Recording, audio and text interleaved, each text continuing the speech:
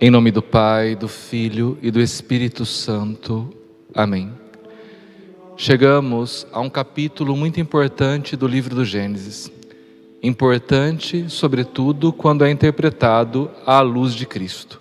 O capítulo 22, que fala do sacrifício de Isaque. Originariamente, o que este capítulo quer relatar nas suas entrelinhas é a fundação de um santuário israelita onde já não haveria sacrifícios humanos.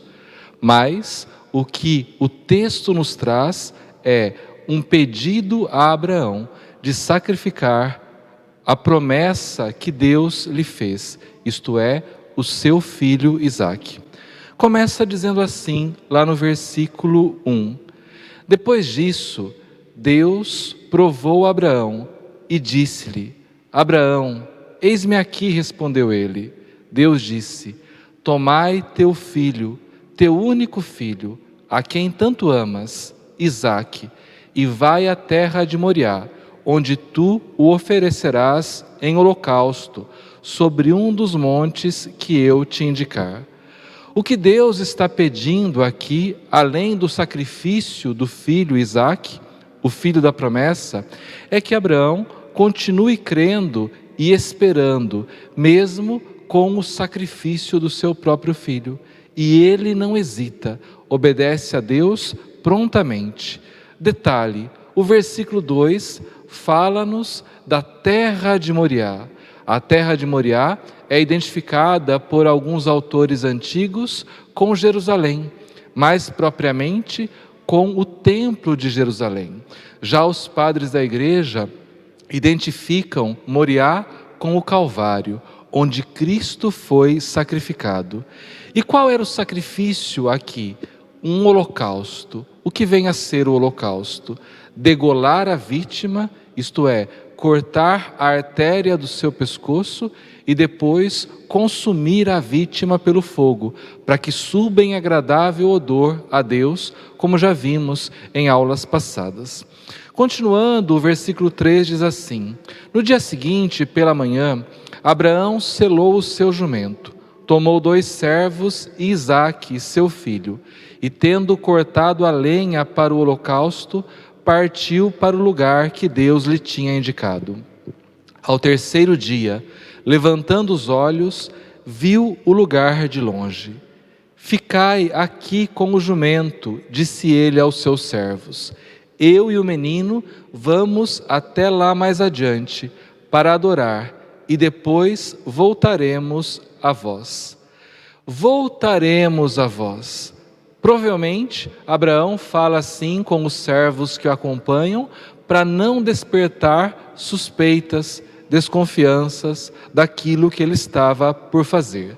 Mas também as entrelinhas, para nós que estamos fazendo a leitura deste texto, já revela algo, revela a esperança de Abraão de que Deus iria intervir nesta situação, como de fato o fará. Abraão tomou a lenha do holocausto e, preste atenção, a pôs aos ombros de seu filho Isaque, levando ele mesmo nas mãos o fogo e a faca. Pôs a lenha nos ombros do menino. Quem é que levou o lenho sobre os ombros? Jesus Cristo, nosso Senhor. Por isso, Isaque é figura de Cristo aqui neste texto do Antigo Testamento, que leva em seus ombros para subir o monte Moriá a lenha que seu pai lhe pôs. Da mesma forma como Cristo leva o lenho da cruz sobre os seus ombros, subindo o caminho do Calvário. E enquanto os dois iam caminhando juntos, Isaque disse ao seu pai: meu pai, que há, meu filho? Isaque continuou: temos aqui o fogo e a lenha, mas onde está a ovelha para o holocausto? Deus, respondeu-lhe Abraão, providenciará ele mesmo uma ovelha para o holocausto, meu filho. E ambos, juntos, continuaram o seu caminho. Deus providenciará, Deus proverá, Yahvé irê, como diria assim na língua hebraica. Deus há de providenciar. Por isso o texto fala-nos também da providência de Deus na vida dos seus amados. Quando chegaram ao lugar indicado por Deus, Abraão edificou um altar, colocou nele a lenha e amarrou Isaque, seu filho, e o pôs sobre o altar em cima da lenha. Edificou um altar. Da mesma forma como a cruz é suspensa sobre o Monte Calvário, como o altar no qual Cristo Jesus é imolado por nós. E detalhe, pôs a lenha sobre este altar e amarrou Isaque para ali estar. Você sabe muito bem que um crucificado podia ser pregado ou amarrado ao lenho da cruz. No caso, Isaque aqui é amarrado à lenha que ele trouxe sobre o ombro para o holocausto. E ele não diz palavra alguma, o que mostra-nos que ele não impôs nenhuma resistência. E isso é muito importante, porque mesmo os rabinos judeus dizem que esta passagem, mostrando que Isaque não impôs nenhuma resistência a ser amarrado e colocado ali na lenha que estava sobre o altar, chama-se Áqueda, porque Áqueda em hebraico quer dizer atadura. Isaque, então, como que estendeu suas mãos para seu pai, dizendo: ata-me, Áqueda, Áqueda, para que eu não fuja daquilo que tens a realizar, daquilo que Deus lhe pede e me pede como consequência.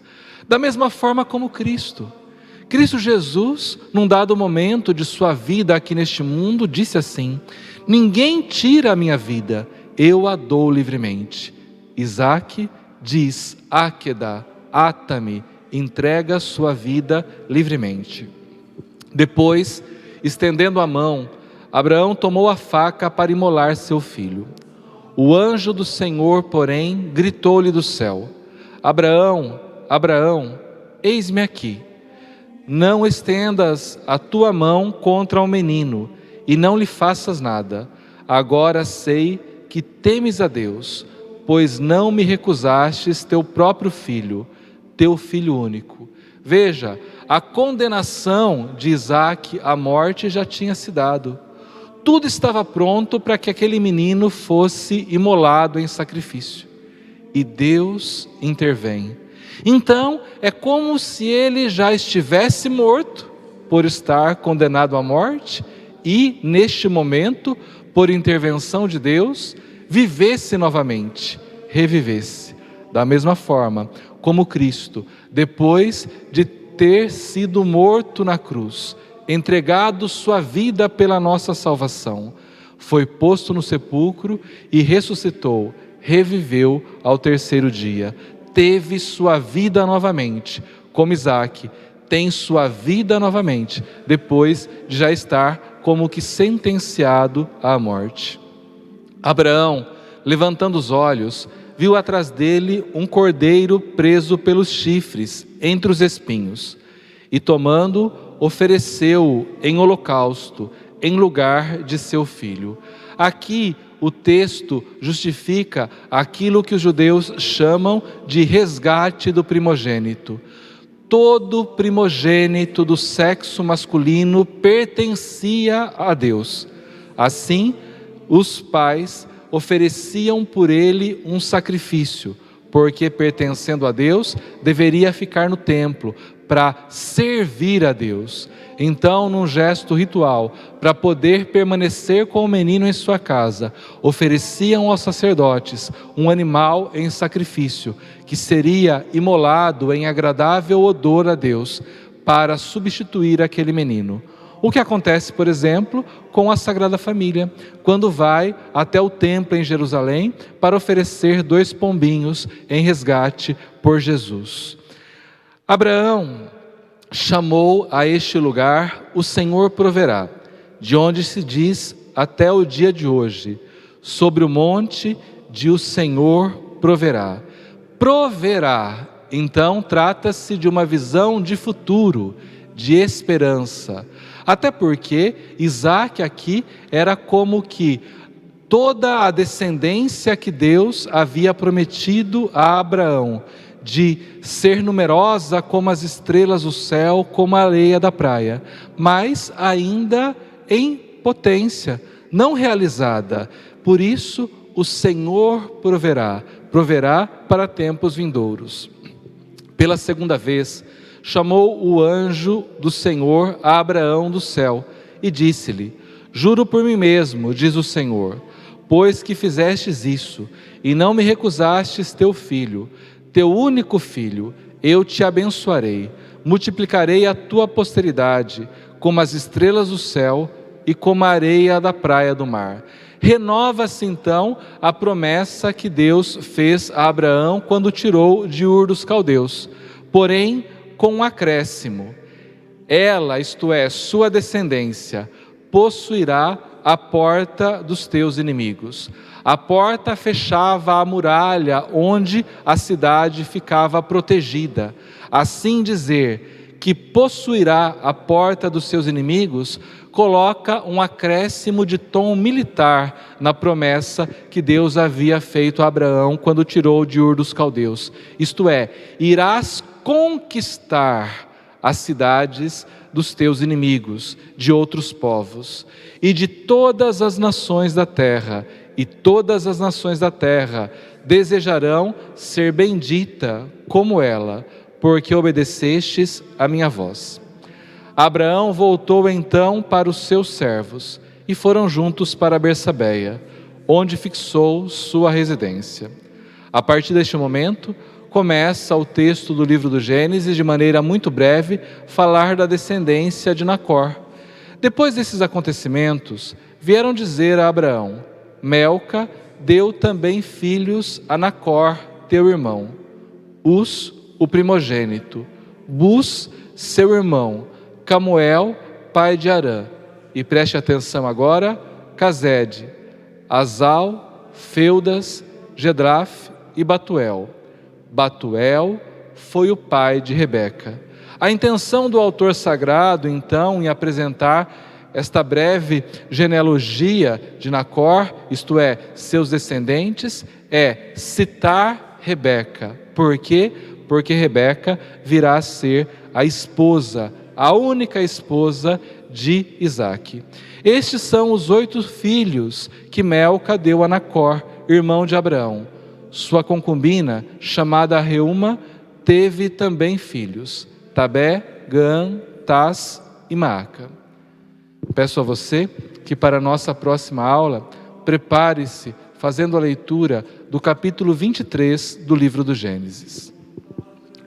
Desça sobre vós a bênção do Deus Todo-Poderoso, que é Pai, Filho e Espírito Santo.